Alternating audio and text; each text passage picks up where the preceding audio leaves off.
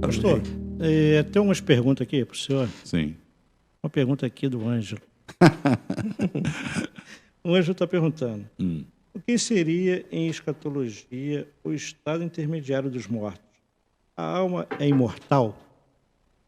Olha, se a alma não é imortal, nós temos um problema, porque a Bíblia fala sobre salvação eterna e perdição eterna, vida eterna e morte eterna.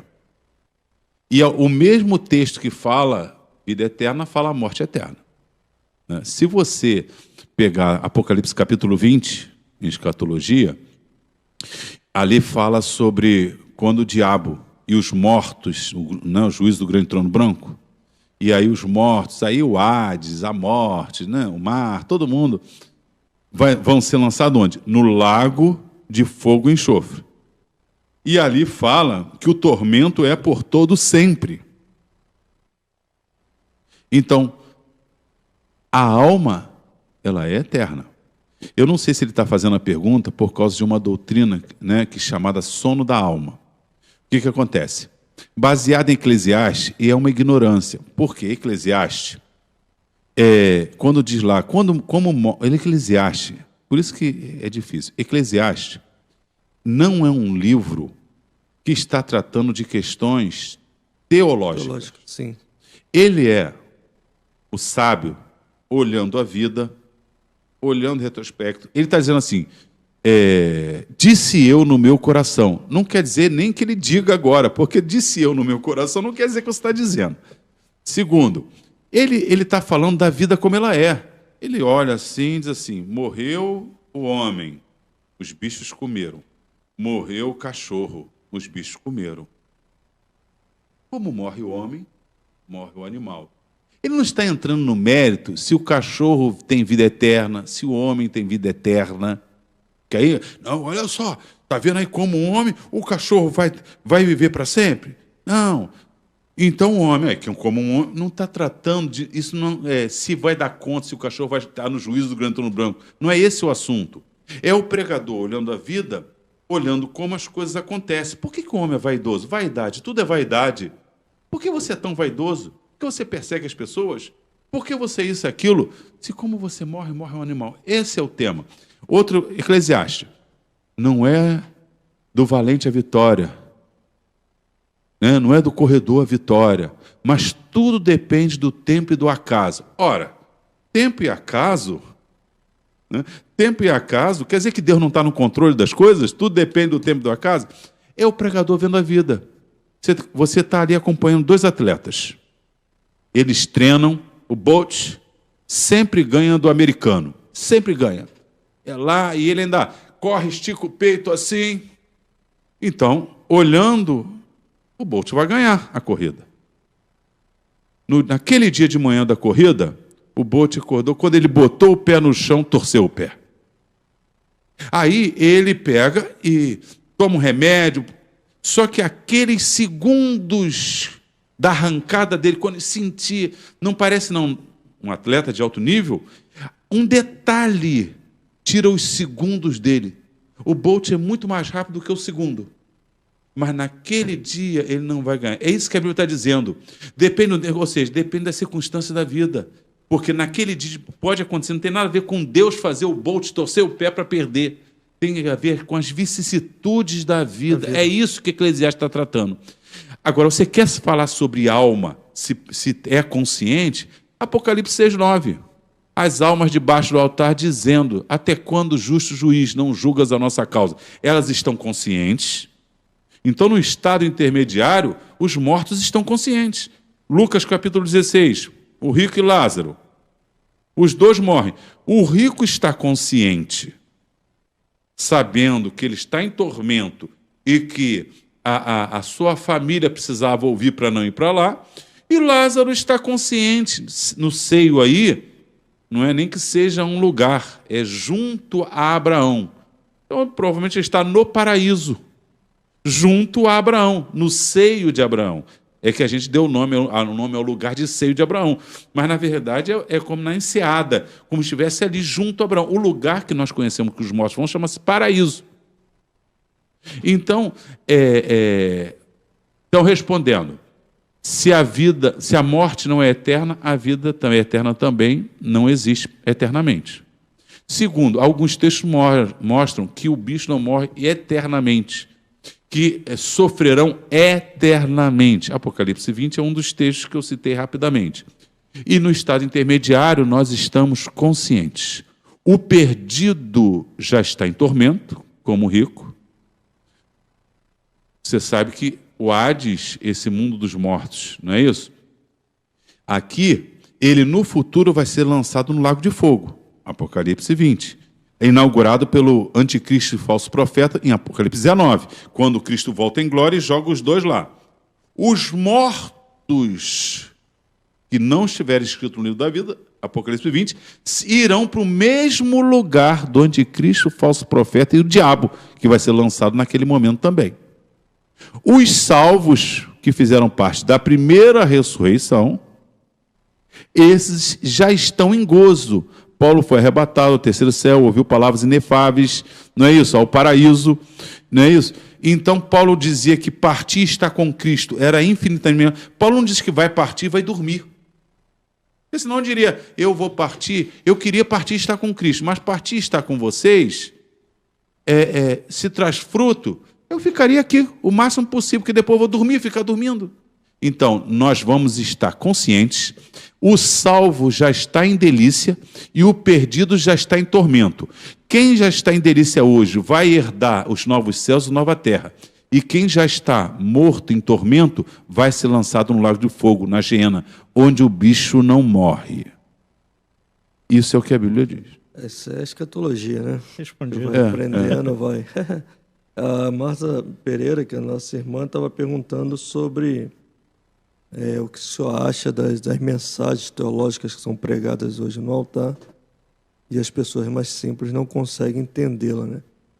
Isso é muito importante, sim, isso dá um outro programa, porque... Uma coisa é você ter uma boa exegese. Exatamente. Mas se a tua mensagem não alcança o seu ouvinte, por exemplo, a Igreja Maranata é uma igreja, o pessoal acha que tem, né, equilíbrio e tal, então muita gente realmente formada, que consegue, às vezes, ouvir uma mensagem com um português mais difícil, né? E tal, e vai entender a mensagem. Uma linguagem mais Mas técnica. Se eu posso, de repente, pregar usando termos, usando algumas coisas, que se eu for numa igreja, eu chegar e perceber que é uma igreja muito simples, dos irmãos humildes, eu tenho que pregar um vocabulário simples. Sim, sim.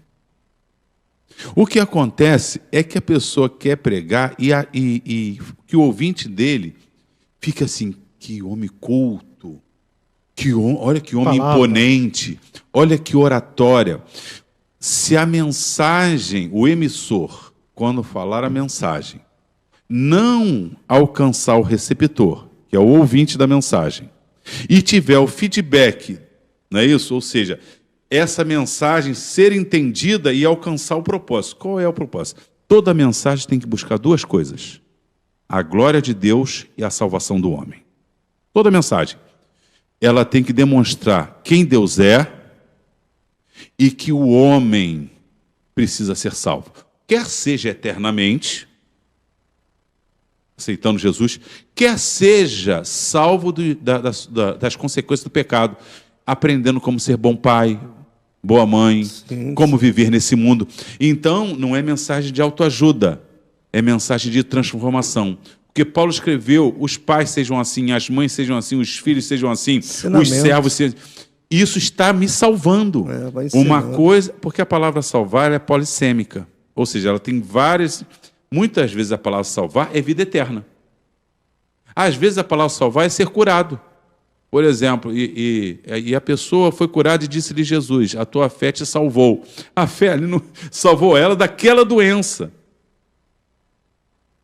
Por exemplo, Ezequiel 14:14 diz assim, ainda que estivesse no meio de vós, Daniel, Noé e Jó, eles pela sua justiça salvariam a sua alma. Então a pessoa é salva agora pela justiça dela? Pega o contexto. Os homens tinham buscado imagens, adorado deuses, e Deus está mandando um juízo para Israel. E diz para eles, olha só, vocês estão confiando em Abraão, Isaac, Jacó, Jó. Eu vou dizer para vocês, se eles estivessem aqui, eu tiraria eles. Isso que salvaria a sua alma. Eu tiraria, como fez com Ló. Lembra de Ló? Arrancou. Quando Sodoma e Gomorra foi, Deus virou e falou, eles demoraram, o que disseram os anjos? Apressa-te, porque não podemos enquanto vocês não saíram. E uma das coisas que eu sou pré-tribulacionista, dentre tantas coisas, é esse texto também. Essa questão aí da linguagem, eu conheço uma história muito interessante, de que um homem foi convidado para pregar em uma tribo indígena com um tradutor. E chegou lá e ele usou uma linguagem muito técnica, né? Porque os cometas, os planetas, e foi falando assim numa linguagem meia, que não era uma linguagem de compreensão dos índios, né? E o tradutor, ele percebeu que os índios não estavam entendendo nada. E ele começou a dizer, venha para Jesus, Jesus te salva, Jesus te liberta, Jesus te cura, Jesus te transforma. E no final o pregador fez o apelo, os índios aceitaram a Cristo, toda a aldeia aceitou a Cristo. Aí ele bateu no peito depois e disse, olha, eu sou um grande pregador. Aí o tradutor falou, tão nessa, se eu não tivesse pregado por ti, nada disso teria acontecido. Então eu acho interessante que é questão de você entender o público que você está pregando. Sim. Eu acho que isso é muito importante. O evangelho é simples, mas profundo. Exatamente. Existem lugares que você vai usar uma linguagem mais rica e vai ser compreendido. Imagina você estar no trem, né? Hoje em dia é proibido, na minha época de jovem, pregava-se muito no trem. Né? Acho que de vez em quando a pessoa prega. E você falando com um português da Academia de Letra. Alguns vão até te entender. Sim, mas sim. Qual é o objetivo? Não é salvação de alma, você tem que falar uma linguagem que todo mundo entenda ali. De fácil, o da Academia fácil de Letra entendimento. vai entender, porque quem sabe mais sabe menos. Mas o teu objetivo é alcançar. Todos nós deveríamos, como pregadores, ter uma linguagem que o povo entenda. Alguns assuntos requerem, às vezes para fazer uma pessoa entender, numa sala de aula, você tem que aprofundar, principalmente, às vezes, até no original, um significado. Isso é importante para uma sala de aula, claro. Mas na pregação evangelística, você ganha testemunhando. Exatamente. Falando que Jesus salva, liberta. Não é nem tanto o argumento, é o poder de Deus. Paulo diz, não fui ter convosco com palavra persuasiva humana, mas com poder. Meu amigo, um Jesus te ama, cheio do Espírito, o coração aquece. Porque o perdido, eu costumo dizer que o homem tem um vazio do tamanho de Deus. E o que acontece? A gente vai colocando, eu fiz isso até meus 16 anos. Você bota namoro, você bota bailes, samba, você bota tudo. O vazio continua. Aí, uma pessoa me convidou, vamos lá na igreja. Eu sempre dizia não vou não. Um dia ela falou, fiquei sem graça e fui. Você sabe como é que eu aceitei Jesus? Os jovens da igreja cantando o hino. Mãos ensanguentadas de Jesus, mão que foi ferida lá na cruz, vem tocar em mim. Quando eu olhei para a juventude, parecia que as mãos deles saía um fogo, brilhava, o rosto brilhava, parecia, eles brilhavam. Eu fiz uma oração a Deus. Eu falei, olha, eu não tinha problema, jovem, saudável, tinha namorada, não tinha problema algum. Eu fiz uma oração a Deus, falei, Deus, se você existe, se o Senhor me der paz hoje, paz ao meu coração, eu te servirei todos os dias da minha vida. Naquele dia entrou uma paz no meu coração. Rapaz, não tem explicação. Aquela paz que entrou no meu coração, eu digo, hoje eu tenho mais dinheiro, tenho família, tenho filhos, tenho tudo. Naquela época eu era um jovem, estudando, me virando, não tinha trabalho, estudante. Eu posso ter mais conhecimento hoje do que tinha, sabia nenhum versículo de cor, mas eu não tenho mais paz do que eu tinha, eu tenho a mesma paz.